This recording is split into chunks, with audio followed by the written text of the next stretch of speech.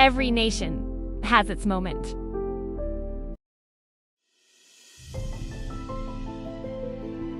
In 2006, Italy entered the World Cup under pressure, not only from expectations on the pitch, but from crisis within Italian football itself. This was not a team built on attacking dominance, but on discipline, structure, and defensive control, where success depended on minimizing errors rather than forcing outcomes. And unlike teams driven by individual brilliance, Italy approached the tournament with a system designed to absorb pressure and dictate matches through positioning and awareness, proving that control could be achieved without constant possession or aggressive attacking play. That pressure came from the Calciopoli scandal, which shook Italian football just before the tournament, creating uncertainty around players and the national structure. Confidence was fragile, and expectations were mixed, as the team entered the World Cup under both scrutiny and doubt. But instead of collapsing under pressure, this environment forced Italy to become more focused, shifting their approach toward discipline and unity, where every player understood that stability and structure would be their only path to competing at the highest level. This generation combined experienced leaders with players capable of executing a highly disciplined system under pressure. Fabio Cannavaro led the defensive line, with positioning and anticipation, while Gianluigi Buffon provided security as the last line of defense.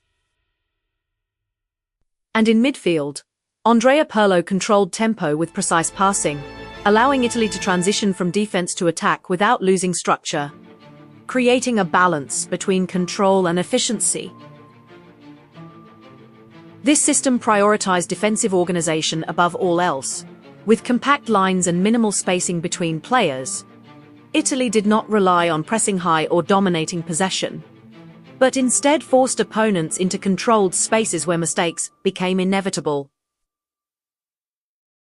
And because of this structure, players could maintain discipline throughout the match, allowing the system itself to absorb pressure while creating opportunities through calculated transitions, rather than constant attacking movement. Within this framework, every player contributed to maintaining defensive stability, ensuring that the team functioned as a unified unit. Marco Materazzi and Gianluca Zambrotta supported the defensive structure, maintaining compact positioning across all phases. And as attack players operated within controlled transitions, ensuring that movement forward never compromised defensive balance, allowing Italy to remain stable even when facing stronger offensive teams. With this system in place, Italy progressed through the tournament with consistency, conceding almost no goals while maintaining control in key moments. Their matches were not always dominant, but they were managed efficiently through structure and discipline. And as the competition advanced, it became clear that Italy's strength was not in overwhelming opponents, but in limiting their options, forcing them into situations where breaking through the defensive system became increasingly difficult. That control was tested in the semi-final against Germany, where the match remained balanced under intense pressure. Both teams struggled to break each other's structure, forcing the game into extra time where precision became critical.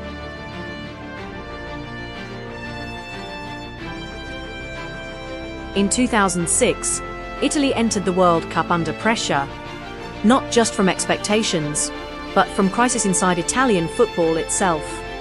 This was not a team built to dominate through attack, but through discipline.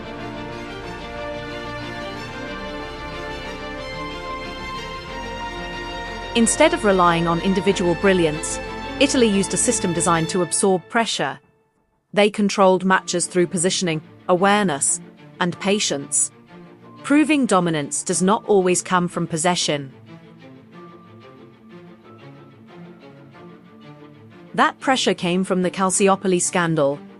Italian football was shaken. Confidence was fragile, and expectations were uncertain. The team entered the tournament under heavy scrutiny. But instead of collapsing, Italy became more focused. Every player understood discipline and unity were the only way forward. Structure became their identity. This generation was built on experience and intelligence.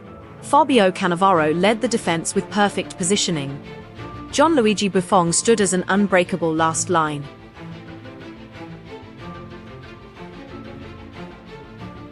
In midfield, Andrea Pirlo controlled the tempo.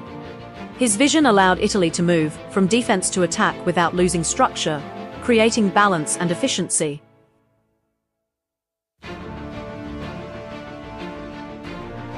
Italy's system focused on defensive organization. Compact lines, minimal gaps. They did not press high. Instead, they forced opponents into tight spaces where mistakes were inevitable.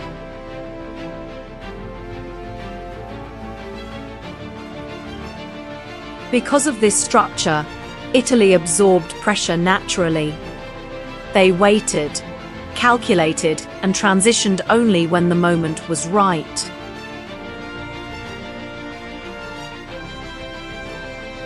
Every player contributed to the system.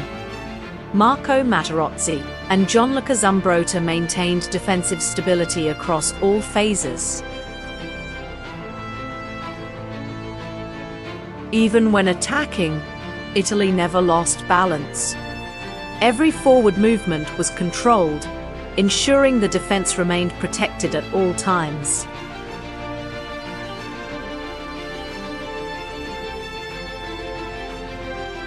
Throughout the tournament, Italy showed consistency.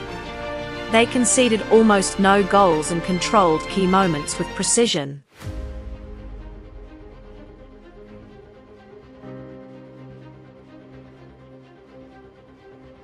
Their strength was not overwhelming opponents, but limiting them. Breaking Italy's system became increasingly difficult.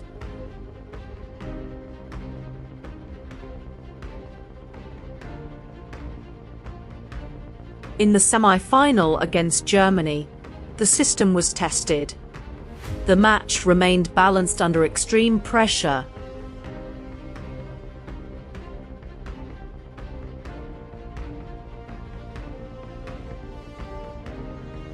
Both teams struggled to break each other. The game moved into extra time, where precision mattered most.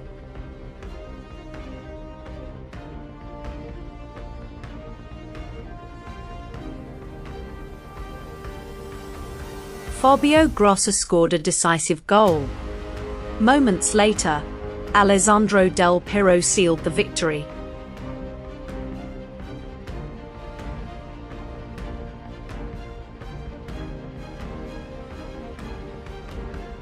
Italy proved that even a defensive system could deliver in crucial attacking moments.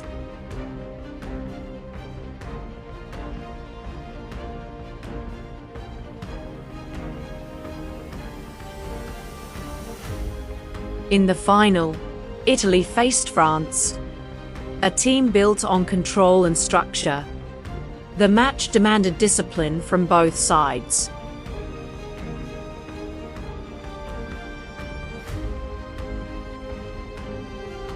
Chances were limited. The game remained tight. Every mistake could decide the outcome.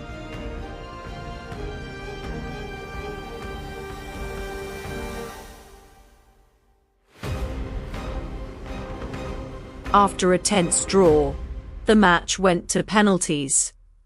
Mental strength became the deciding factor.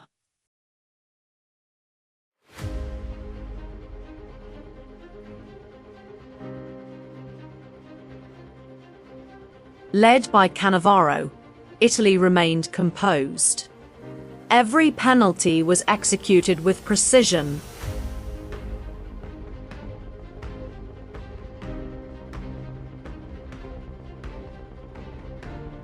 Italy became world champions, not through attacking spectacle, but through defensive mastery.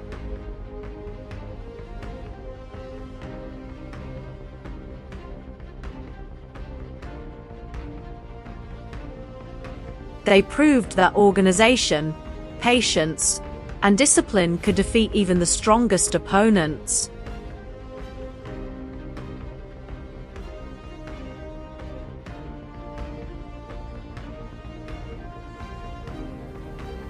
This team became a global reference for defensive football.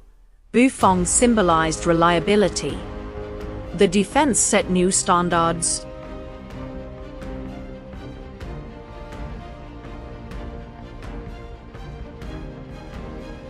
Their influence extended beyond the tournament.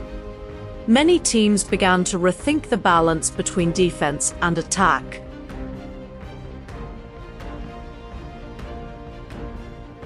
Italy 2006 was not just a champion. It was a system perfected. A reminder that control, not chaos, wins at the highest level.